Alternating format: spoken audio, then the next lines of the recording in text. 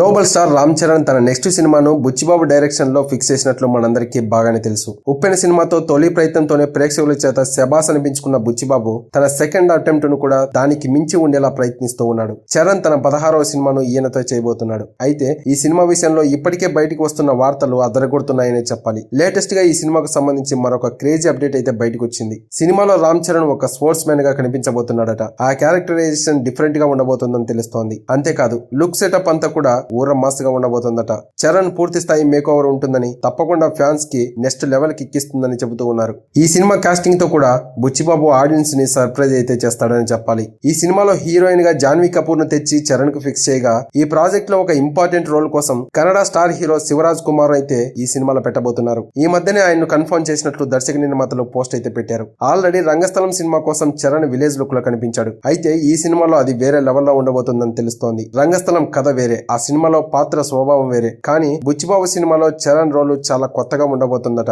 ఈ సినిమాలో హీరోకి కొన్ని స్పెషల్ మేనేజర్స్ ఉంటాయని కూడా చెబుతున్నారు. ప్రస్తుతం శంకర్ డైరెక్షన్ లో గేమ్ చేంజర్ సినిమా చేస్తున్న రామ్ చరణ్ ఈ సినిమా రిలీజ్ అయిన తర్వాత పూర్తి టైం తన 16వ సినిమా మీద అయితే కేటాయించబోతున్నాడు. మరి బుచ్చిబాబు మీద రామ్ చరణ్ పెట్టిన నమ్మకాన్ని ఎలా నిలబెడతాడో చూడాల్సి ఉంది. ఇకపోతే Ram Charan game changer cinema ఈ ఇయర్ క్రిస్మస్ కి అయితే రిలీజ్ చేయాలని చూస్తూ ఉన్నారు. మరి చూడాలి ఈ సినిమా అన్ని అడ్డంకులు దాటుకొని ఎప్పుడు రిలీజ్ అవుతుందో. గేమ్ చేంజర్ సినిమా తర్వాత రామ్ చరణ్ బుచ్చిబాబుతో చేసే సినిమా కోసం దాదాపు 2-3 సంవత్సరాలు అయితే టైం కేటాయించాల్సి ఉంది.